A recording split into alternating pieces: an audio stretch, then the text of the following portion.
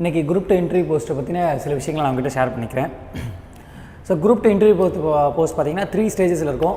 ஒன்று ப்ரிலிமினரி, இன்னொன்று mains and interview. So ப்ரிலிமினரியில் பார்த்தீங்கன்னா 200 கொஷின்ஸ் இருக்கும். 200 கொஷின்ஸில் லாங்குவேஜ் 100 கொஷின்ஸ் கேட்டிருப்பாங்க. இந்த லாங்குவேஜ் 100 கொஷின்ஸ் வந்து போத் இங்கிலீஷ் அண்ட் தமிழில் இருக்கும். English or either English or தமிழில் இருக்கும். நம்ம எதை வேணாலும் நம்ம சூஸ் பண்ணிக்கலாம். அண்ட் மென்டல் எபிலிட்டி 25 கொஸ்டின்ஸ் இருக்கும். Mental ability 25 questions. And current affairs and GK வந்து 20லேருந்து 25 கொஸ்டின் கேட்டிருப்பாங்க. அண்ட் ஜிஎஸ் வந்து 50 கொஸ்டின்ஸ் கேட்டிருப்பாங்க. ஸோ அந்த ஜிஎஸில் என்னென்னலாம் இருக்கும்? History, polity, science, geography, economics. And mains பார்த்திங்கன்னா மெயின்ஸ் வந்து ஒரே ஒரு பேப்பர் தான், 300 மார்க்கு இருக்கும். அதில் என்னென்னலாம் இருக்கும் அப்படின்னா social issues, science, TN administration, தமிழ்நாடோட அட்மினிஸ்ட்ரேஷன் பற்றின விஷயங்கள் இருக்கும். அண்ட் கரண்ட் அஃபேர்ஸ் வந்து ஸ்டேட் அண்ட் இன்டர்நேஷ்னல் லெவலில் கரண்ட் அஃபேர்ஸ் பற்றி கேட்டிருப்பாங்க. அண்ட் ப்ரிலிமினரி கிளியர் பண்ணி அண்ட் மெயின்ஸ் எக்ஸாமினேஷன் முடிச்ச பிறகு மெயின் எக்ஸாமினேஷன் கிளியர் பண்ண பிறகு நம்ம இன்டர்வியூ போவோம். இன்டர்வியூவில் வந்து 40 மார்க்ஸ். இந்த 3 டிசைட் பண்ணி தான் நம்மளுடைய போஸ்டிங் அலாட்மெண்ட் இருக்கும். ஸோ இன்றைக்கி மென்டல் எபிலிட்டியை பற்றி நம்ம டீட்டெயில்டாக பேச போகிறோம். மென்டல் எபிலிட்டியை பற்றி டோட்டலாகவே எங்கெங்கே கவர் பண்ண போகிறோம், என்னென்ன விஷயங்கள் எல்லாத்தையுமே டீட்டெயிலாக பேசுவோம். ஸோ மென்டல் எபிலிட்டிக்குன்னு நம்மளை கேட்குறது வந்து 25 கொஸ்டின்ஸை கேட்பாங்க. இந்த 25 கொஸ்டின்ஸு இந்த 13 டாபிக்ஸில் தான் இருக்கும். ஸோ ஃபஸ்ட்டு டாபிக்ஸ் பார்த்தோன்னா HCF அண்டு LCM.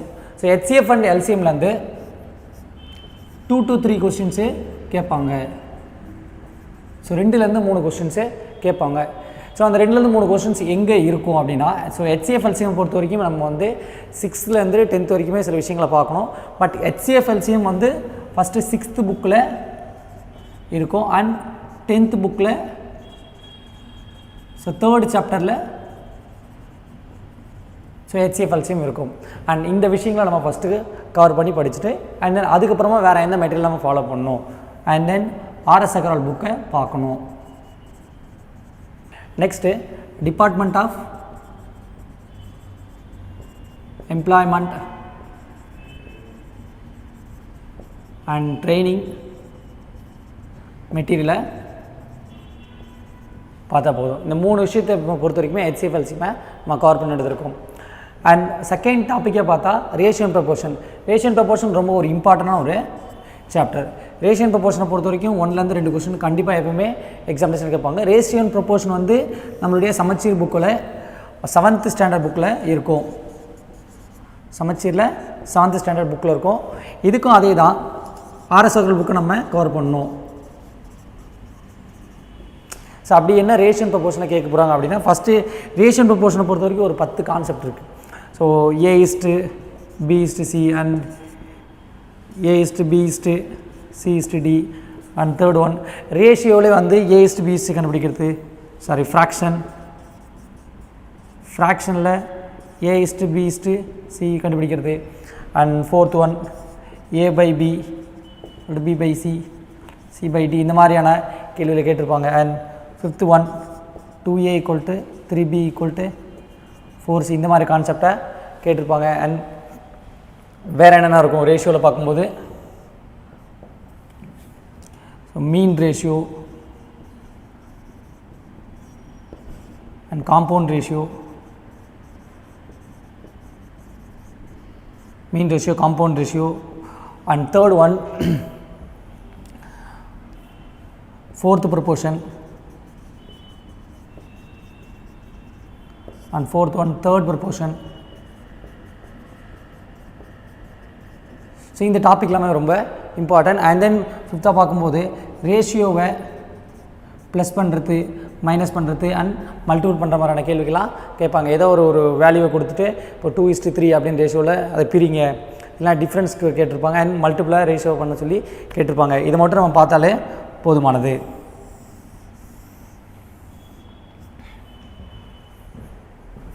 அண்ட் தேர்டாக பார்க்கும்போது average.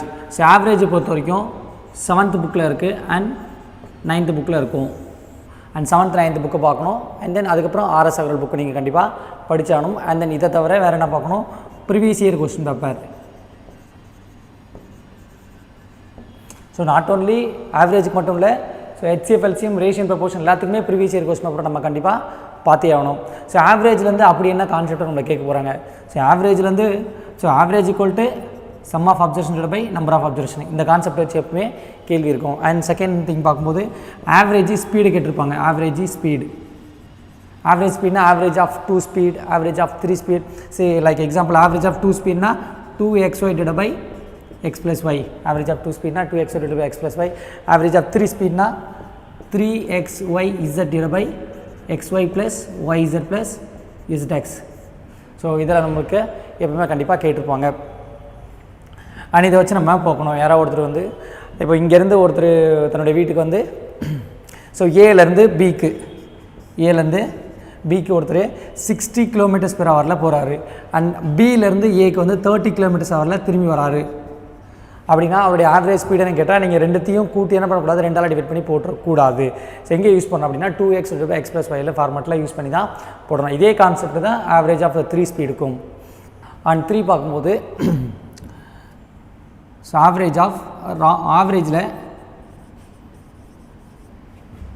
Average increase and decrease கான்செப்ட்லேருந்து கேள்வி கேட்பாங்க. ஆவரேஜ் இன்க்ரீஸ் டிக்ரீஸ் கான்செப்ட்லேருந்து கேள்வி கேட்பாங்க. ஆவரேஜ் இன்க்ரீஸ் டிக்ரீஸ்னால் ஒன்றுமே இல்லை. இப்போ லைக் எக்ஸாம்பிளுக்கு ஏதோ ஒரு சம் வச்சு பார்க்கும்போது ஒரு கிளாஸில் ஒரு 30 ஸ்டூடெண்ட்ஸ் இருக்காங்க. 30 ஸ்டூடெண்ட்ஸோட average weight 30 kg, average weight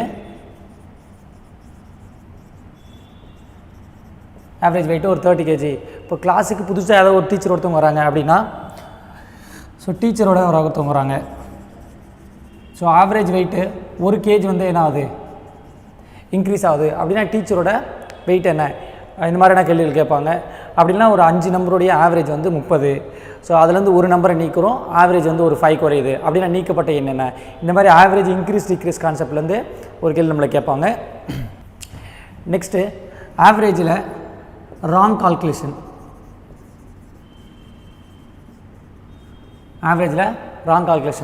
wrong calculation பண்ணிடுவாங்க. ஆவரேஜாக ராங்காக கால்குலேட் பண்ணிடுவாங்க. ஒரு எக்ஸாம்பிளுக்கு ஒரு கிளாஸில் ஒரு 100 ஸ்டூடெண்ட்ஸ் இருக்காங்க. 100 ஸ்டூடெண்ட்ஸோட ஆவரேஜ் மார்க் வந்து ஒரு 40. ஆவரேஜ் மார்க் வந்து 40 மார்க்ஸ். ஸோ டீச்சர் வந்து மார்க் போடும்போது ஏதோ ஒரு ஸ்டூடெண்ட்ஸுக்கு ஸோ 50க்கு பதிலாக என்ன பண்ணிட்டாங்க 17 போட்டாச்சு அப்படின்னா ரைட்டான ஒரு ஆவரேஜ் என்ன, அதை கால்குலேட் பண்ணுங்கள். ஸோ அந்த மாதிரியான கால்குலேஷனை இங்கே கேட்டுப்பாங்க. நம்ம என்ன பண்ணணும், ரைட்டாக கண்டுபிடிச்சி போடணும். And 5 so remaining average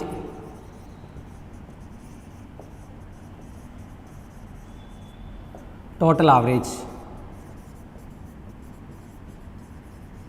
so remaining average and total average. So remaining average and total average concept தான் எல்லா இடத்துலையுமே டிஎன்பிசியில் கேட்டுக்கிட்டு இருக்காங்க. இப்போ ரிமைனிங் ஆவரேஜ்னால் ஒன்றுமே இல்லை. ஒரு கிளாஸில் ஒரு 50 ஸ்டூடெண்ட்ஸ் இருக்காங்க. 50 ஸ்டூடெண்ட்ஸோட ஆவரேஜ் மார்க் வந்து 40. இந்த 50 ஸ்டூடெண்ட்ஸ் வந்து both boys and girls. So இதில் கேர்ள்ஸோட ஆவரேஜ் மார்க் மட்டும் இப்போ 30 ஸ்டூடெண்ட்ஸ் கேர்ள்ஸாக இருக்காங்க. இதில் அவங்களோட ஆவரேஜ் மார்க் மட்டும் 20 கொடுத்துட்டாங்கன்னா மிச்சம் இருக்க 20 ஸ்டூடெண்ட்ஸோடைய ஆவரேஜ் மார்க் என்ன, ஸோ ரிமைனிங் மார்க் கண்டுபிடிக்கிறது தான் அங்கே கேட்டிருப்பாங்க. இல்லை அப்படின்னா டோட்டலாக மார்க் எப்படி கேட்டிருப்பாங்க, டோட்டல் ஆவரேஜ் எப்படி கண்டுபிடிக்கிறது இருந்தால் கிளாஸ்லேருந்து பாய்ஸ் அண்ட் கேர்ள்ஸ் தனியான மார்க் கொடுத்துருப்பாங்க. இப்போ 20 பாய்ஸ் இருக்காங்க. 20 பாய்ஸோட ஆவரேஜ் மார்க் வந்து ஒரு 40 அண்ட் 30 கேர்ள்ஸோட ஆவரேஜ் மார்க் ஒரு 20. அப்போது அவங்களுடைய இந்த கிளாஸோடைய டோட்டல் ஆவரேஜ் என்ன, இந்த மாதிரியான கான்செப்ட் தான் டிஎன்பிசியில் அடிக்கடி கேட்டுக்கிட்டே இருக்க concept. Remaining average and total average கான்செப்ட்டுக்கு அப்புறம் 6th பார்க்கும்போது ஆவரேஜில் ஏஜஸ் பற்றி கேட்டிருப்பாங்க. ஸோ இந்த 6 கான்செப்ட் பற்றி பார்த்தா போகிறோம். ஆவரேஜில் ஏஜஸ் கான்செப்ட்னா ஒன்றும் கிடையாது. ஒரு ஃபேமிலியில் ஒரு 6 பேர் இருக்காங்க. 6 பேருடைய ஏஜ் வந்து 6 பேரோட ஏஜ் வந்து ஒரு 24, ஒரு 5 இயர்ஸ் பிஃபோர், 5 இயர்ஸ் எகோ. இப்போ அந்த வீட்டில் ஒரு குழந்தை ஒன்று பிறந்திருக்கு. இப்போவும் அந்த ஆவரேஜும் அந்த 24 மாறவே இல்லை. அப்படியே அந்த குழந்தையோட வயசு என்ன, இந்த மாதிரியான கேள்விகள் கேட்பாங்க. Age of baby present now கேட்பாங்க. ஸோ இந்த 6 கான்செப்டை மட்டும் நம்ம தெளிவாக பார்த்தாலே ஆவரேஜ் ரொம்ப ஈஸியாக இருக்கும். ஸோ நெக்ஸ்ட்டு வந்து simple and compound test. Simple and compound test ரொம்பவே ஒரு எளிமையான ஒரு சாப்டர் தான். சிம்பிள் அண்ட் காம்பவுண்ட் டெஸ்ட்டை பொறுத்த வரைக்கும் நம்மளுக்கு கண்டிப்பாக 2 கொஸ்டினாவது கண்டிப்பாக இருக்கும். ஸோ குரூப் 2 இன்டர்வியூ போஸ்ட்னா கண்டிப்பாக 2 கொஸ்டினாவது கண்டிப்பாக கேட்டிருப்பாங்க. ஸோ எஸ்ஐசிஐ எங்கே இருக்கும் அப்படின்னு பார்த்தா நம்ம சமச்சீர் புக்கில் போய் பார்க்கும்போது 7th book 3rd volume and 8th book 3rd volume. So இது போக நம்ம ஆர்எஸ்ஆர்கள் புக்கை படிக்கணும். எம்ப்ளாய்மெண்ட் அண்ட் பிளேஸ்மெண்ட் ட்ரைனிங் மெட்டீரியலை பார்த்தா போதும். And 5th one previous year question.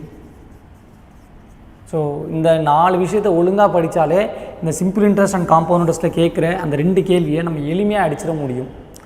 So simple and compound interest பார்க்கணும்னா 7th book 3rd volume, 8th book 3rd volume RS Agarwal புக்கை பார்க்கணும். And employment and placement training material நம்ம பார்க்கணும். அண்ட் ப்ரீவியஸ் இயர் கொஸ்டின் பேப்பரை கண்டிப்பாக பார்க்கணும். So simple and compound interest maximum நம்ம எக்ஸாமினேஷனில் கேட்கக்கூடிய இந்த டாப்பிக்லேருந்து பார்த்தா ஒரு 2-3 கொஸ்டின் கேட்குறாங்க அப்படின்னா என்ன கேட்போம் அப்படின்னா, ஸோ சிம்பிள் இன்ட்ரெஸ்ட்டுக்கும் காம்பவுண்ட் இன்ட்ரெஸ்ட்டுக்கும் PR²/100², அதாவது சிம்பிள் இன்ட்ரெஸ்ட்டுக்கும் காம்பவுண்ட் இன்ட்ரெஸ்ட்டுக்கும் உள்ள டிஃப்ரெண்ட் ஃபார் 2 இயர்ஸ். ஸோ தனி வட்டிக்கும் கூட்டு வட்டிக்கும் உள்ள வித்தியாசம் 2 வருஷத்துக்கு என்ன, இந்த மாதிரியான கேள்விகளை கேட்பாங்க. And so rate of interest கண்டுபிடிக்கிற சிம்பிள் இன்ட்ரெஸ்ட்லேயே ரேட் ஆஃப் இன்ட்ரெஸ்ட் கண்டுபிடிக்கிறனால கேட்பாங்க. R rate of interest equal to R into 100 × m-1/n. அதாவது ஒரு தொகை ஒரு 4 வருடங்களில் 3 மடங்காக மாறுது, 4 வருடங்களில் 3 மடங்காக மாறுது அப்படின்னா ரேட் ஆஃப் இன்ட்ரெஸ்ட் என்னவாக இருக்கும். அப்படின்னா ஒரு தொகை 5% வட்டி விகிதத்தில் 4 மடங்காக மாறுது, அப்போ நம்பர் ஆஃப் இயர்ஸ் என்ன. இங்கே நம்பர் ஆஃப் இயர்ஸ் இருக்குது, ரேட் ஆஃப் இன்ட்ரெஸ்ட் இருக்குது. நம்ம இந்த கான்செப்ட் வச்சு பார்த்துக்கலாம். இந்த 3 மடங்கு 4 மடங்குன்னு சொல்கிறாங்களே, அந்த 4 மடங்கு எம்ன்ற அந்த எம் தான் அந்த மல்டிபிள். இது டிஎன்பிசியில் அடிக்கடி கேட்குற ஒரு concept. And 3rd one m = p/n. அதாவது காம்பவுண்ட் இன்ட்ரெஸ்ட்லேயும் இந்த மாதிரியான ஒரு கான்செப்ட் இருக்குது. இப்போ காம்பவுண்ட் இன்ட்ரெஸ்ட்டில் ஒரு அமௌண்ட் ஒரு அமௌண்ட்டு 3 மடங்காக மாறுது. ஸோ 4 வருஷத்தில் ஒரு தொகை 3 மடங்காக மாறுது 4 வருஷத்தில். அப்போ இதே அமௌண்ட் 9 மடங்காக மாறுறதுக்கு எவ்வளோ நாள் ஆகும்? ஸோ இந்த கான்செப்டில் போட முடியும். ஸோ அந்த 3 மடங்கு தான் எம்மு. ஸோ ஒரு தொகை 4 வருஷத்தில் மாறுது, அப்போ இதே தொகை 9 மடங்காக மாறினா எவ்வளோ நாள் ஆகும்? ஸோ இந்த இடத்துல நம்ம என்ன பண்ண முடியும், அதுக்கேற்ற நம்பரை போட்டுற முடியும். 9p/8. அப்போ 9 மடங்காக மாறுறதுக்கு 8 வருஷம் ஆகும். இந்த கான்செப்டை பொறுத்த வரைக்குமே நம்ம நம்பர்ஸை பவரில் தான் யூஸ் பண்ணோம். ஸோ 2, 3, 1/2, 1/3 இந்த மாதிரியான நம்பர்ஸ் நம்ம யூஸ் பண்ணால் போதுமானது. மேக்ஸிமம் இந்த 3 கான்செப்டை பார்த்தாலே போதும். அண்ட் அதுக்கப்புறம் நீங்கள் என்ன பண்ணணும் அப்படின்னா, ஸோ I = PNR/100 இந்த கான்செப்டை பார்க்கணும். அதாவது இன்ட்ரெஸ்ட் கண்டுபிடிக்கிற மாதிரியான சில சம்ஸ் எல்லாத்தையும் பார்த்து நீங்கள் தெரிஞ்சுக்கணும். அண்ட் காம்பவுண்ட் இன்ட்ரெஸ்ட்டை பொறுத்த வரைக்குமே ½ இயர் அண்ட் குவார்ட்டர் இயரில் சம் போட தெரியணும். எங்கே காம்பவுண்ட் இன்ட்ரெஸ்ட்டை பொறுத்த வரைக்கும் ½ இயர் குவார்ட்டர் இயர்லாம் கண்டிப்பாக நம்ம எக்ஸாமில் கேட்க வாய்ப்பு இருக்குது. அது நம்மளுக்கு போட தெரியணும். ஸோ இந்த 5 கான்செப்டை நல்லா தெளிவாக படித்தாலே நம்ம இங்கே கேட்குற அந்த 2 கேள்வி நம்ம ஈஸியாக எளிமையாக அடிச்சிட முடியும். ஓகே, நெக்ஸ்ட்டு பார்த்தீங்கன்னா percentage and profit and loss. Percentage and profit and லாஸ்லேருந்து கண்டிப்பாக டிஎன்பிசியில் 2 கொஸ்டின் இருக்கும். ஸோ பேசிக்காக தான் TNPSC question percentage and profit loss இருக்குது. நம்ம இந்த பர்சன்டேஜ் ப்ராஃபிட் லாஸை பொறுத்த வரைக்கும் ஃபர்ஸ்ட் ஆஃப் ஆல் சமச்சீரை ஃபாலோ பண்ணணும். சமச்சீரில் 7th புக்கு 8th புக்கு நல்லா தெளிவாக படிக்கணும். 7th புக்லேயும் 8th புக்லேயும் பர்சன்டேஜ் ப்ராஃபிட் லாஸ் கரெக்டாக இருக்குது. அண்ட் இதை தவிர நம்ம ப்ரீவியஸ் இயர் கொஸ்டினை பார்க்கணும். அண்ட் நம்மளுடைய மெட்டீரியலையை பார்க்கணும். அண்ட் 4th ஒன் ஆர்எஸ் அகர்வாலில் ரொம்ப இம்பார்ட்டன்ட் சம்மை பார்த்தா போதும். இம்பார்ட்டன்ட் சம்ஸை மட்டும் பார்த்தா போதும். So percentage and previous profit loss. பர்சன்டேஜை பொறுத்த வரைக்குமே எந்த கான்செப்டை அடிக்கடி கேட்குறாங்க அப்படின்னா, R divided by 100 plus R into 100, R divided by 100 minus R into 100. இந்த மாதிரியான கான்செப்ட் அடிக்கடி கேட்பாங்க. இது ஒன்றும் கிடையாது, பெரிய இது கிடையாது.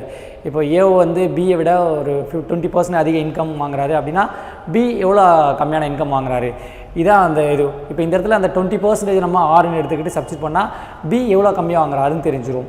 ஸோ அதை வச்சு நம்ம பார்க்கலாம். ஏபியை வச்சு நம்மளை இங்கே கேட்கலாம். ஏ வந்து பியை விட இன்கம் ஹைட் இந்த மாதிரியான கான்செப்ட் கேட்கலாம். அதர்வைஸ் வேறு எப்படி நம்மளுக்கு இந்த கான்செப்ட் வச்சு கேட்கலாம். ஸோ திடீர்னு ஒரு பெட்ரோலோட ப்ரைஸ் வந்து ஒரு 20% ஹைக் ஆகிடுச்சு. ஸோ 20% ஹைக் ஆனதுனால நம்ம ஆஸ் எ கன்சூமராக நம்மளுடைய கன்சம்ஷன் கண்டிப்பாக குறையும், நம்ம வாங்கக்கூடிய சக்தி வந்து குறைஞ்சிரும். அப்போ அது எவ்வளோ குறையுது, அப்போது இன்க்ரீஸ் டிக்ரீஸ். ஸோ எப்பயுமே சரி நம்ம இந்த ஃபார்முலாவை எங்கே யூஸ் பண்ணுவோம் அப்படின்னா அந்த மோர் அந்த கீவேர்ட்ஸ் இருக்குது. மோர், இன்க்ரீஸ், ஸோ ஹைக்கு அண்ட் அதிகப்படுத்த அதிகம், இந்த மாதிரி வார்த்தைகள்லாம் வரும்போது ப்ளஸ்ஸை யூஸ் பண்ணுவோம். இதுவே லெஸ்ஸு, டிக்ரீஸ் அண்ட் ரெடியூஸ், குறைத்தாங்க, இந்த மாதிரி வார்த்தைகள் வரும்போது R divided by 100 minus R இந்த கான்செப்டை நம்ம யூஸ் பண்ணுவோம். திடீர்னு சுகரோட ரேட் வந்து ஒரு 10% குறைஞ்சிருச்சு. சுகரோட ரேட்டு ஒரு 10% குறைஞ்சி. அப்போ ஆஸ் எ கன்சூமராக எனக்கு என்னுடைய கன்சம்ஷன் நான் எவ்வளோ வாங்கினா அது கண்டிப்பாக இன்க்ரீஸ் ஆகும். அது எவ்வளோ இன்க்ரீஸ் ஆகும்னா இப்போ சுகரோட ரேட்டு ஃபஸ்ட்டு 10% குறைஞ்சிதா, அப்போ இந்த குறைஞ்சிது அப்படின்ற வார்த்தையை வச்சு நம்ம இந்த ஃபார்முலாட்டை யூஸ் பண்ணுவோம், வேறு எதுவும் கிடையாது. அண்ட் செகண்டை பார்க்கும்போது P into 1 plus or minus R by 100 whole power n, P into P divided by 1 plus or minus R by 100 whole power n. இந்த கான்செப்ட் வச்சு நம்மளை டிஎன்பிசியில் கேள்வி கேட்பாங்க. அதாவது ஒரு வில்லேஜோட பாப்புலேஷன் இப்போது 1 lakh இருக்குது. இது எவ்ரி இயர் வந்து ஒரு 6% இன்க்ரீஸ் ஆகிட்டே போயிட்டுருக்கு. அப்போது what will be the population after 2 years? அப்படி இல்லாட்டா எவ்ரி இயர் வந்து 6% குறைஞ்சிட்டே வருது. அப்போ அடுத்த 2 வருஷம் கழிச்சு என்ன இருக்கும்? ஸோ ஆஃப்டரில் கேட்டாங்கன்னா யூஸ் பண்ணணும். ஆஃப்டரில் கேட்டால் நம்ம இந்த ஃபார்மேட்டை யூஸ் பண்ணுவோம். அதர்வைஸ் பிஃபோரில் கேட்டால் ஒரு சிட்டியோட பாப்புலேஷன் இல்லை, ஒரு இப்போ நாட் ஒன்லி பாப்புலேஷன், ஒரு மிஷினோட ரேட்டு, ஒருத்தரோட சேலரி என்னெல்லாம் கேட்கலாம். ஸோ ஒரு மிஷினோட ரேட் வந்து ஒரு 1 lakh இருக்குது. இது எவ்ரி இயர் வந்து ஒரு 6% குறைஞ்சிட்டே வருது. ஸோ அடுத்த ஒரு பிஃபோர் 2 years என்ன இருக்கும்? இப்போ ஒரு மிஷினோட பாப்புலேஷன் 1 lakh இருக்குது. இது வந்து எவ்ரி இயர் ஒரு 6% குறைஞ்சிட்டே வருது, ரெடியூஸ் ஆகிட்டே வருது ப்ரைஸு. அப்படின்னா பிஃபோர் 2 years என்ன இருந்துச்சு அப்படின்னு சொல்லி கேட்கலாம். 6% குறைஞ்சிட்டே வருதுன்னு பார்த்தோம், அதே மாதிரி 6% இன்க்ரீஸ் ஆகிட்டே வருது. அப்போ பிஃபோர் 2 years என்ன இருந்துச்சு? ஸோ பிஃபோர்னா நம்ம இந்த ஃபார்மேட்டை யூஸ் பண்ணுவோம். ஆஃப்டர்னா R divided by 100 plus R, பிஃபோர்னா R divided by 100 minus R. So next பார்க்கும்போது பர்சன்டேஜ் இன்க்ரீஸ் டிக்ரீஸை வச்சு நம்மளை கேட்கலாம். இப்போ வந்து ஒரு பொருளோட ப்ரைஸை ஒரு 20% இன்க்ரீஸ் பண்ணுறோம் அண்ட் 20% டிக்ரீஸ் பண்ணுறோம். அப்போ அந்த பொருளோட ப்ரைஸில் என்ன மாற்றம் ஏற்படும்? அதாவது சேம் பர்சன்டேஜ் இன்க்ரீஸ் பண்ணுறோம், சேம் பர்சன்டேஜ் டிக்ரீஸ் பண்ணுறோம். இப்போ என்ன மாற்றம் ஏற்படும்? இப்போ சேம் பர்சன்டேஜ் இன்க்ரீஸ் டிக்ரீஸுக்கு x² by 100, இது எப்பயுமே சரி டிக்ரீஸ் தான். ஸோ ஒரே பர்சன்டேஜ் இன்க்ரீஸ் பண்ணி அப்புறம் அங்கேருந்து டிக்ரீஸ் பண்ணால் என்ன ஆகும்? அதோட விலை வந்து டிக்ரீஸ் ஆகும். அதுக்கு என்ன ஃபார்மேட்டு? x² by 100. இது நம்மளே கேட்பாங்க.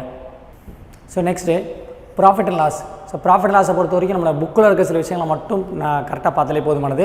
ப்ராஃபிட் லாஸில் என்ன பார்ப்பாங்க அப்படின்னா ஒன்று லாஸ் பர்சன்டேஜ் என்னென்னு கேட்கலாம், இல்லை கெயின் பர்சன்டேஜ் என்னன்னு கேட்கலாம். ஒருத்தர் ஒரு பொருளை சர்டன் அமௌண்ட்டுக்கு வாங்கி சர்டன் அமௌண்ட்டுக்கு விற்கும்போது அவர் கண்டிப்பாக ஒன்று ப்ராஃபிட் வரும், இல்லை லாஸ் வரும். ஸோ அதோடைய பர்சன்டேஜ் என்னென்னு நம்மளுக்கு கேட்கலாம். அண்ட் தென் அதுக்கப்புறம் வந்து ஒருத்தர் ஒரு பொருளை ஸோ ஒரு அமௌண்ட்டுக்கு வாங்கி இத்தனை பர்சன்டேஜில் விற்கிறாரு. ஸோ 5% லாபத்தில் விற்கிறாரு, ஆர் 5% நஷ்டத்தில் விற்கிறாரு. ஸோ எந்த அமௌண்ட்டுக்கு விற்றுருப்பார்? ஸோ செல்லிங் ப்ரைஸு கேட்கலாம். செல்லிங் ப்ரைஸ் வந்து நம்ம விற்கிறோம் அப்படின்னா ஒன்று நம்மளுக்கு லாபத்தில் வைக்கணும், இல்லை நஷ்டத்தில் வைக்கணும். அந்த அமௌண்ட் என்ன நம்மளை கேட்பாங்க. அண்ட் எப்போயுமே ரொம்ப இம்பார்ட்டன்ட் காஸ்ட் ப்ரைஸ் தான். இதுதான் டிஎன்பிசியில் அடிக்கடி கேட்குறது. இதுதான் டிஎன்பிசியில் அடிக்கடி கேட்குறது. இப்போ ஒரு பொருளை கொண்டு போய் ஒரு 7% லாஸில் விற்றுட்டாரு. விற்ற அமௌண்ட் நம்மகிட்ட கொடுத்துருவாங்க, செல்லிங் ப்ரைஸை நம்மகிட்ட கொடுத்துருவாங்க. இப்போ எக்ஸாம்பிளுக்கு நீங்கள் பார்த்தீங்கன்னா 7% ப்ராஃபிட்டில் ஒருத்தர் ஒரு பொருள் விற்கிறார். 7% ப்ராஃபிட்டில் ஒரு பொருள் விற்கிறாரு. செல்லிங் ப்ரைஸ் 5000 350 ரூபா. ஸோ ஒரு பொருளை கொண்டு போய் 7% ப்ராஃபிட்டில் விற்றுட்டாரு. எவ்வளோ விற்றுருக்காரு? 5350 ரூபா. அப்போ அவர் இதை அந்த அமௌண்ட்டுக்கு வாங்கினார். இதோடைய காஸ்ட் ப்ரைஸ் என்ன? ஸோ இந்த மாதிரியான கேள்விகள்லாம் நம்ம டிஎன்பிசியில் அதிகமாக கேட்பாங்க. அப்படி இல்லாட்டா இந்த இடத்துல இந்த இடத்துல இன்னும் போய் செல்லிங் ப்ரைஸ் ஒன்று கேட்பாங்க. அது எப்படி நம்மளை கேட்பாங்க அப்படின்னா, இது மாதிரி கொடுத்துருப்பாங்க. ஒருத்தர் 10% ப்ராஃபிட்டில் ஒரு பொருளை 1320 ரூபாய்க்கு விற்றுருக்காரு அப்படின்னா, இதே பொருளை 10% லாஸ்ட்டில் விற்றா எந்த அமௌண்ட்டுக்கு விற்க முடியும்? இந்த மாதிரியான கேள்விகளை எக்ஸாமினேஷனில் அதிகமாக நம்ம எதிர்பார்க்கலாம். மேக்ஸிமம் இந்த மாதிரியான கேள்விகள் தான் வரும் எக்ஸாமினேஷனை பொறுத்த வரைக்குமே. அண்ட் 6th பார்க்கும்போது ஒரு 4 பென்னோடைய காஸ்ட் ப்ரைஸ் வந்து எதுக்கு ஈக்குவலாக இருக்குன்னா,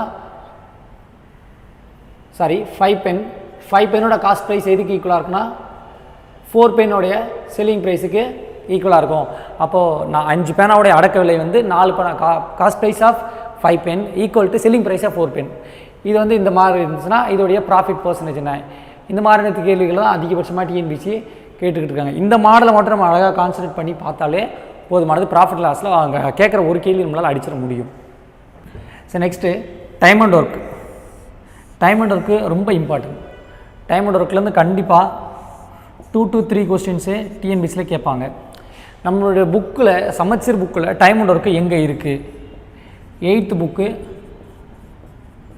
3rd volume. 8th book 3rd வால்யூமில் பார்த்தா டைம் அண்ட் ஒர்க் இருக்கும். அங்கே இருக்க சில விஷயங்கள் நம்ம போய் பார்க்கணும். அண்ட் தென் அதுக்கப்புறம் ப்ரீவியஸ் இயர் கொஸ்டின் பேப்பரை படிக்கணும்.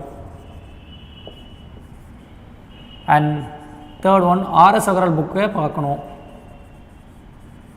ஆர்எஸ் அகர்வால் புக்கில் இருக்க முக்கியமான சில விஷயங்களை நம்ம அங்கே பார்க்கணும். அண்ட் 4th ஒன் மெட்டீரியல் நம்ம மெட்டீரியலை ஃபாலோ பண்ணணும். இந்த employment and placement training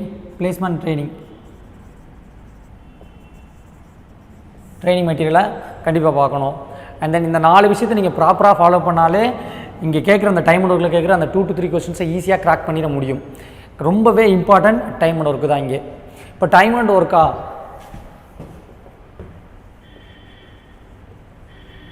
time and ஒர்க்குன்னு பார்க்கும்போது ஒரு 5 மெத்தட்ஸ் தான் இருக்குது.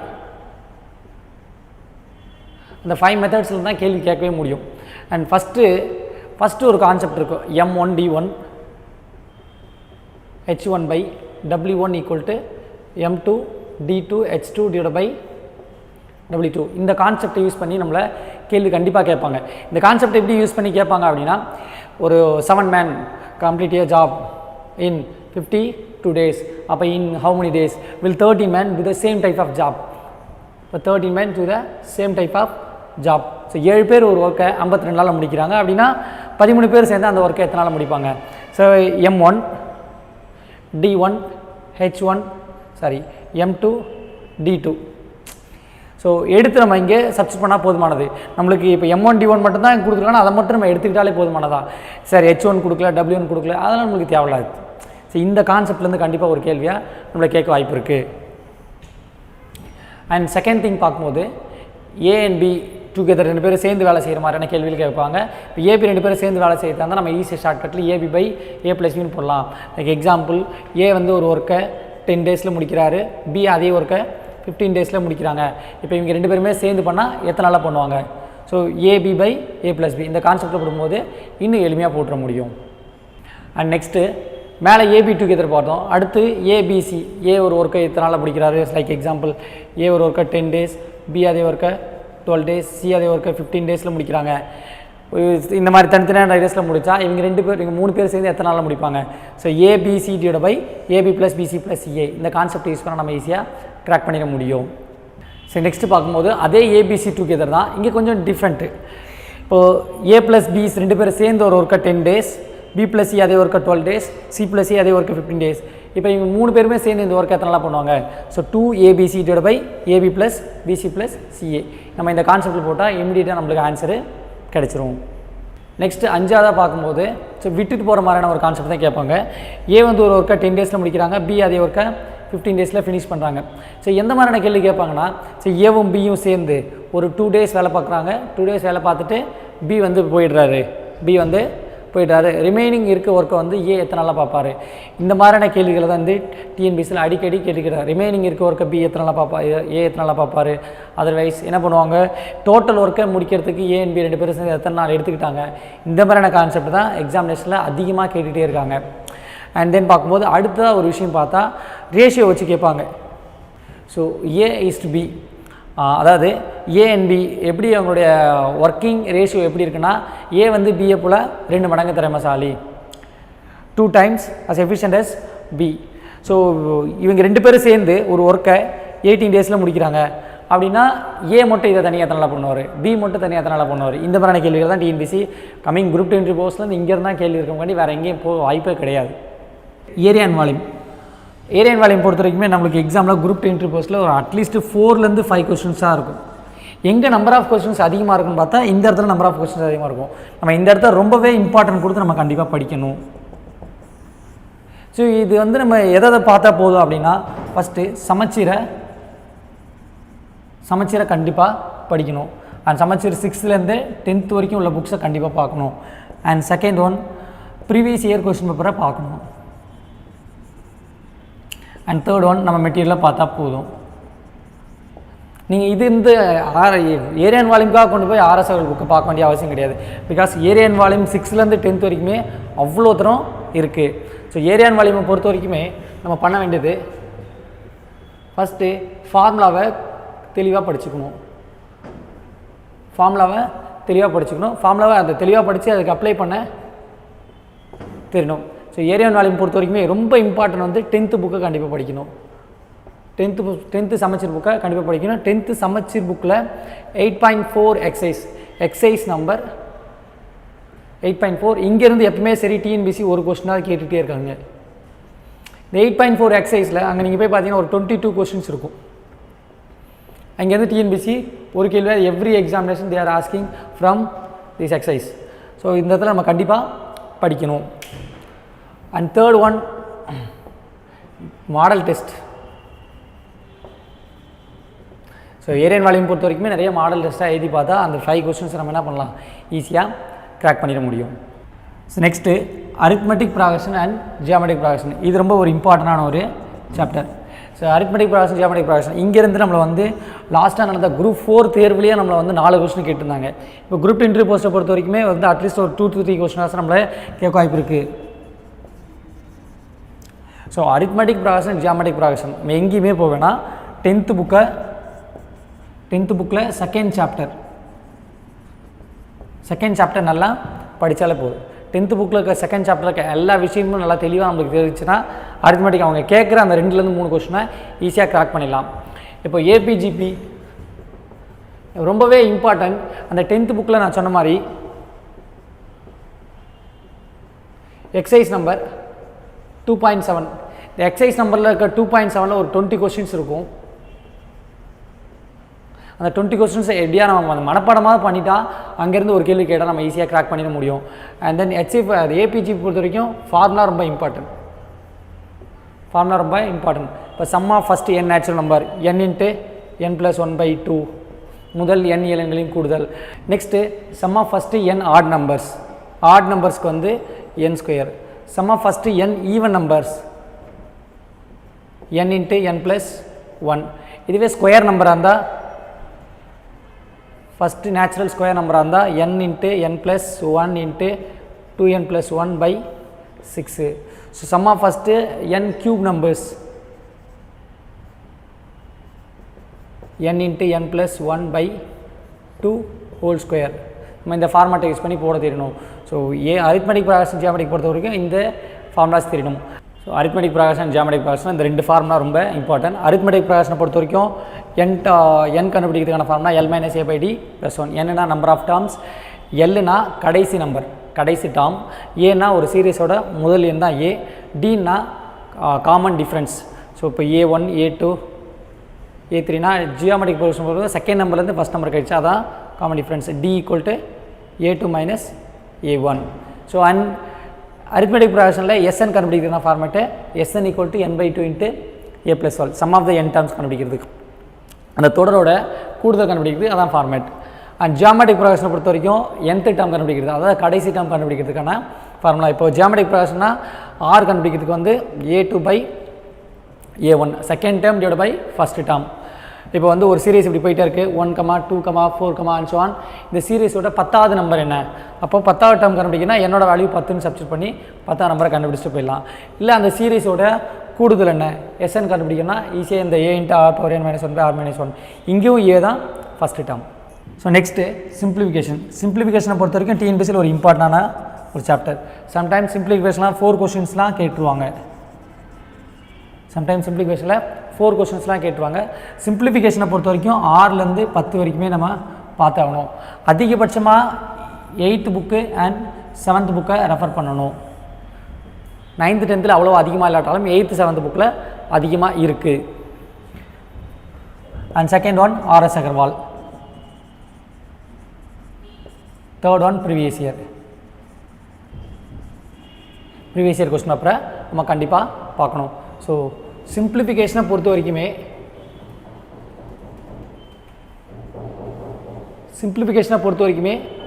ஸோ ஃபஸ்ட்டு நம்ம என்ன தெரிஞ்சுக்கணும்னா போர்ட் மாஸ் ரூல் யூஸ் பண்ணி போட தெரிஞ்சுக்கணும். போர்ட் மாஸ் ரூல் பின்னா ப்ராக்கெட், ஓனா ஆஃப்னா ஒன்றும் கிடையாது மல்டிபிள், டினா டிவிஷன், எம்னா மல்டிப்ளிகேஷன், ஏனா அடிஷன், எஸ்னா சப்ராக்ஷன். ஸோ இந்த ஆர்டரில் ஒரு கணக்கு கொடுத்தாங்கன்னா இந்த ஆர்டரில் தான் நம்ம பண்ணணும். ரெண்டாவது விஷயம் ஃபார்முலா யூஸ் பண்ணி போட தெரியணும். ஃபார்முலான்னா இப்போ a+b² ஃபார்மெட்டில் இருக்கும், அதை போட தரணும். இப்போ a³ + b³ a³ divide by -b³ இந்த ரெண்டு கான்செப்ட்டுமே ரொம்ப இம்பார்ட்டன்ட். இதை வச்சு கேள்வி கேட்பாங்க. இப்போ a³ + b³ a + b × a² - ab + b²,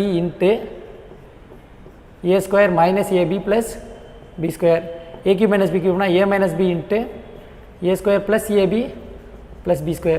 இந்த கான்செப்டை வச்சு என்ன பண்ணுவாங்க டிஎன்பிஎஸ்சியில் கேட்பாங்க. ஸோ அடுத்து a² - b², a⁴ - b⁴, a⁴ - b⁴, இந்த மாதிரியான எல்லா ஃபார்முலா வச்சும் நம்மளை கேள்வி டிஎன்பிஎஸ்சியில் கேட்டால் நம்ம அதை யூஸ் பண்ணி கண்டிப்பாக போட தெரியணும். ஸோ நெக்ஸ்ட்டு ப்ராபபிலிட்டியை பொறுத்த வரைக்குமே ப்ராபபிலிட்டி எங்கே இருக்கும் அப்படின்னா 10th புக்கை பார்க்கணும். 10th புக்கில் இருக்க சில விஷயங்களை ப்ராபபிலிட்டியில் பார்க்கணும். அண்ட் தென் 9th புக்கை பார்க்கணும். ஸோ ப்ராபபிலிட்டிலேருந்து கண்டிப்பாக ஒரு கேள்வியாவது டிஎன்பிஎஸ்சியில் கேட்பாங்க. ஸோ ப்ராபபிலிட்டியை பொறுத்த வரைக்கும் ஒரு 5 கான்செப்ட் தான் இருக்குது. அந்த 5 கான்செப்ட் நல்லா தெளிவாக பார்த்தாலே போதும். ஸோ ப்ராபபிலிட்டி பொறுத்த வரைக்கும் இந்த 5 கான்செப்டை பார்த்தாலே போதும். ஸோ காயின்ஸை பொறுத்த வரைக்கும் 2 காயின்ஸ் 3 காயின்ஸ் நம்ம பார்த்தா போதும். when 2 coins are tossed na, so what is the probability of getting at least 2 head, at most 2 head, exactly 2 head, இந்த மாதிரியான கான்செப்டை கேட்பாங்க. 2 காணையங்களை சொல்லி விடும்போது அதிகபட்சமாக 2 தலைவெழுத்துக்கான நிகழ்த்தக என்ன, இந்த மாதிரியான கேள்விகளை கேட்பாங்க. ஸோ அடுத்து தான் 3 காயின்ஸுக்குமே 3 காயின்ஸுக்கு என்ன பாசிபிலிட்டிஸ் இருக்கும், 2 காயின்ஸுக்கு என்ன பாசிபிலிட்டிஸ் இருக்கும், இதெல்லாம் தெளிவாக பார்த்தா போதும். அண்ட் டேஸ் பொறுத்த வரைக்குமே ஒன்று normal year and leap year. Normal year, leap year. So normal year, leap year. Normal இயர்னால் 365 டேஸ் இருக்கும், லீப் இயர்னால் 366 டேஸ் இருக்கும். நார்மல் இயரில் அவங்க கேட்குற கேள்வி என்னென்னா, ஒரு சாதாரண வருஷத்தில் 53 சண்டே வரதுக்கான பாசிபிலிட்டிஸ் என்ன, 53 மண்டே வரதுக்கான பாசிபிலிட்டிஸ் என்ன, இந்த மாதிரியான கேள்விகளை கேட்பாங்க. ஒரு சாதாரண வருஷத்தில் 53 சண்டேனா, இப்போ ஒரு நார்மல் இயர்னா அப்படின்னா 365 டேஸ் இருக்கும். இதை நம்ம எப்படி பிரிப்போம்னா 52 வீக்ஸு ப்ளஸ் 1 எக்ஸ்ட்ரா டே. இப்போ இந்த டே வந்து சண்டே வரதுக்கான பாசிபிலிட்டி. இந்த டே சண்டேனா தான் 53 சண்டே வரும். பிகாஸ் 52 வீக்கில் 52 சண்டே இருக்கும்.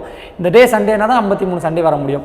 ஸோ இது வரதுக்கு என்ன பாசிபிலிட்டிஸ், அண்ட் ஒரு நார்மல் இயரில் 53 சண்டே ஆர் 53 மண்டே வரதுக்கு என்ன பாசிபிலிட்டிஸ், இந்த மாதிரியான கேள்விகளை கேட்பாங்க.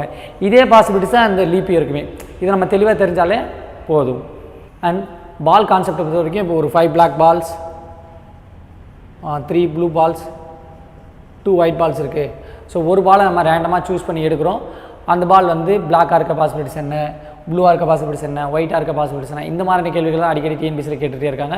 இல்லை ஒரு பால் சூஸ் பண்ணி எடுக்கிறோம், அந்த பால் வந்து blue or white, white or black, black or blue, இந்த மாதிரியான கேள்விகள் தான் டிஎன்பிஎஸ்சி கேட்டுருக்காங்க. மேக்ஸிமம் ஒரு பால் எடுக்கிற மாதிரி தான் டிஎன்பிஎஸ்சியில் அதிகமாக கேள்விகளை கேட்குறாங்க. பால் கான்செப்ட் தான் இந்த அளவுக்கு நம்ம தெரிஞ்சிருந்தாலே போதுமானது தான். நெக்ஸ்ட்டு கார்டு பொறுத்த வரைக்குமே ஒரு சீட்டு கட்டினா 52 கார்ட்ஸ் இருக்கும். இந்த கார்ட்ஸ்லேருந்து ஒரு கார்டை ரேண்டமாக சூஸ் பண்ணுறோம். அந்த கார்டு வந்து ஹார்ட்டினாக இருக்க பாசிபிலிட்டிஸ் என்ன, அல்லது கிங்காக இருக்க பாசிபிலிட்டிஸ் என்ன, டைமண்டாக இருக்க பாசிபிலிட்டிஸ் என்ன, டைமண்ட் ஆர் கிங்காக இருக்க பாசிபிலிட்டிஸ் என்ன, இந்த மாதிரியான கேள்விகளை அடிக்கடி டிஎன்பிசியில் கேட்டே இருப்பாங்க. கார்ட்ஸை பொறுத்த வரைக்கும் நம்ம அதை மட்டும் நல்லா கான்சன்ட்ரேட் பண்ணி பார்த்தாலே போதுமானது தான். அண்ட் டைஸை பொறுத்த வரைக்குமே 2 டைஸ் 1 டைஸ். ஸோ 1 டைஸ்னு எடுத்தால் 1 டைஸ்னால் இப்போ என்ன வரும், 1 டைஸ்னால் 1, 2, 3, 4, 5, 6. 1 டைஸ் நம்ம ரோல் பண்ணுறோம். ஈவன் நம்பர் கிடைக்க பாசிபிலிட்டிஸ் என்ன, ஆட் நம்பர் கிடைக்க பாசிபிலிட்டிஸ் என்ன, ப்ரைம் நம்பர் கிடைக்க பாசிபிலிட்டிஸ் என்ன, odd number or prime number கிடைக்க பாசிபிலிட்டிஸ் என்ன, இந்த மாதிரியான கேள்விகள் தான் டிஎன்பிசியில் அடிக்கடி கேட்டுகிட்டே இருக்காங்க. ஸோ அதை மட்டும் பார்த்தா போதும். அதே தான் 2 டைஸ். இப்போ 2 டைஸ்னால் 1, 1, 1, 2, 1, 3. ஆக 2 டைஸை பொறுத்த வரைக்கும் என்ன ஃபேஸோட வேல்யூ 36 வரும். 36ல் சேம் நம்பர் 2 டைஸ்லையுமே சேம் நம்பர் வரதுக்கான பாசிபிலிட்டிஸ், 2 டைஸ்லையுமே டிஃப்ரெண்ட் நம்பர் வரதுக்கான பாசிபிலிட்டிஸ். ஸோ 2 டைஸை கூட்டினா சம் ஆஃப் த ஃபேஸஸ் 7 வரதுக்கான பாசிபிலிட்டிஸ். லாஸ்ட்டாக நடந்த எக்ஸாமினேஷனில் சம் ஆஃப் த ஃபேஸஸ் 7 கிடைக்க பாசிபிலிட்டிஸ் என்ன அப்படின்னு சொல்லி கேட்டிருக்கோம். அப்போ 7 எங்கெங்கெல்லாம் கிடைக்கும், 1,6, 2,5, 3,4, 4,3, 2,5, 2, 6,1. ஸோ மொத்தம் 6 பாசிபிலிட்டி தான் 7 கிடைக்கும். அப்போ அப்படியே பார்த்தா 36 பாசிபிளில் 6 பாசிபிள் அடித்தா 1/6. ஸோ இந்த மாதிரியான பேசிக்கான கொஸ்டினை தான் கேட்டுட்டு இருக்காங்க. அதை மட்டும் நம்ம வந்து கான்செப்டை ஃபோக்கஸ் பண்ணி படித்தா போதுமானது தான். நெக்ஸ்ட்டு ஸ்டாட்டிஸ்டிக்ஸை பொறுத்த வரைக்குமே ஒரு குரூப் 4 குரூப் 2 ஏன்னா நம்மளை கேட்க மாட்டாங்கன்னு சொல்லலாம். பட் குரூப் 2 இன்டர்வியூ போஸ்ட்னால் இன்டர்வியூ லெவலில் வரும்போது கண்டிப்பாக இதில் கான்சன்ட்ரேட் பண்ணுவாங்க. ஸ்டாட்டிஸ்டிக்ஸை பொறுத்த வரைக்குமே அட்லீஸ்ட் ஒரு கொஸ்டின் அது ஸ்டாட்டிஸ்டிக்ஸ்லேருந்து கண்டிப்பாக இருக்க தான் செய்யும். அது எங்கே இருக்குது ஸ்டாட்டிஸ்டிக்ஸ் பார்க்கும்போது பொறுத்த வரைக்கும் 9th புக்லேயும் அண்ட் 10th புக்லேயும் இருக்குது. அதே தான் இங்கே வந்து சமச்சீரை கவர் பண்ணுறோம் அண்ட் ப்ரீவியஸ் இயர் கொஸ்டின் பேப்பரும் பார்க்குறோம். இந்த 2 விஷயத்தை நல்லா பார்த்தாலே போதுமானது தான். ஸோ ஸ்டாட்டிக்ஸ்னால் ஒன்றும் கிடையாது. என்னென்னலாம் ஸ்டாட்டிக்ஸ்ன்றது mean, mode, median, standard deviation, variance, range, coefficient range 8,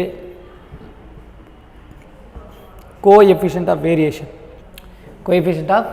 variation. So மீன்னா ஒன்றும் கிடையாது, நம்ம ஆல்ரெடி பார்த்தது சராசரி தான். ஸோ சராசரி. மோட்னா ஒரு கொடுக்கப்பட்ட கிவன் டேட்டாவில் ஹையஸ்ட் நம்பர் ஆஃப் ஃப்ரீக்வன்சி எது நம்பர் அதிக டைம் ரிப்பீட்டாக இருக்கோ அதான் மோடு. ஸோ மீடியன்னா கொடுக்கப்பட்ட கிவன் டேட்டாவை ஒன்று அசெண்டிங் ஆர்டர் ஆர் டிசெண்டிங் ஆர்டரில் எழுதுவோம். ஸோ எழுதின பிறகு நம்மளுக்கு மிடில் நம்பர் எது நம்மளுக்கு கிடைக்குதோ அதான் மோட். ஸோ அதான் மீடியன். ஸோ மிடில் நம்பருக்கு நம்மளுக்கு கிடைக்கலனா மிடில் இருக்கிற நம்பரை கூட்டி 2ஆல் டிவைட் பண்ணணும், அதான் மீடியன். ஸோ மிடில் இருக்கிற நம்பரை கூட்டி 2ஆல் டிவைட் பண்ணால் மீடியன் கிடச்சிரும். Standard deviation for first n natural முதல் n இயலன்களினுடைய திட்ட விளக்கம் √n² - 1/12. இந்த ஃபார்மேட்டை யூஸ் பண்ணி நம்மளை டிஎன்பிசியில் கேட்பாங்க. √n².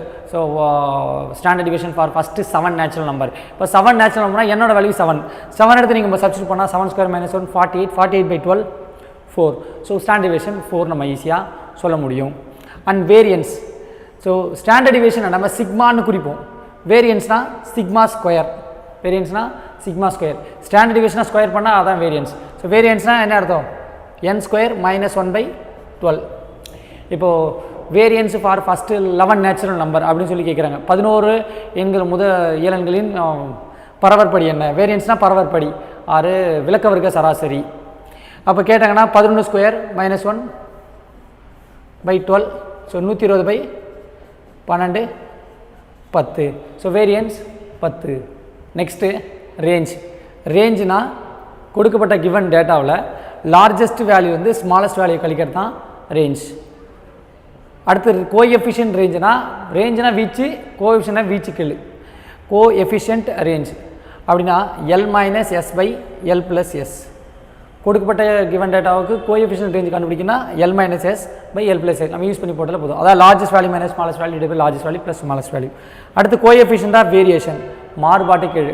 இதுக்கு ஒன்றும் கிடையாது, இது ஜஸ்ட் ஒரு formula σ/x bar × 100. So CV கண்டுபிடிக்க என்ன ஃபார்மெட்டு, σ/x bar × 100. இங்கே நம்மளுக்கு கரெக்டாக கொடுத்துருப்பாங்க சிக்மா, அதாவது திட்ட விளக்கம் சராசரி எல்லாமே கொடுத்துருப்பாங்க. நம்ம CV கண்டுபிடிக்க வேண்டியதான். இந்த மூணுத்தில் ஏதாவது ஒன்று கொடுத்துட்டு ஏதாவது ஒன்று இருக்காது, 2 விஷயத்தை கொடுத்துருப்பாங்க, நம்ம ஃபைன் பண்ண வேண்டியதான். இதை மட்டும் படித்தாலே போதும் start. And next time speed distance. So time speed டிஸ்டன்ஸை பொறுத்த வரைக்கும் ஒரு கொஸ்டின் நம்மளோட குரூப் இன்டர்வியூ போஸ்ட்டில் கண்டிப்பாக கேட்பாங்க. டைம் ஸ்பீட் டிஸ்டன்ஸை பொறுத்த வரைக்குமே 6th-லேருந்து 10th வரைக்குமே எங்கே இருக்குது அப்படின்னு சில விஷயங்கள் நம்ம பார்த்துட்டு நம்ம அதில் சில விஷயங்களை படிச்சுக்கணும். And second one RS Agarwal book. R S Agarwal புக்கை பார்த்தாலே போதுமானது தான். So time, speed, distance. So time speed distance பொறுத்த வரைக்கும் average of 2 speed and second average of 3 speed. But 2xy divided by x plus y, 3xy z by xy plus yz plus zx. So 2 ஸ்பீடுக்கு average கணக்கு தான் 2x to x plus y, 3 ஸ்பீட்னா 3xy z divided by xy plus yz plus zx. இந்த concept வச்சு கேள்வி நம்ம கேட்டிருப்பாங்க. And மூணாவதாக போனால் ட்ரெயின் கான்செப்ட் வச்சு கேட்பாங்க.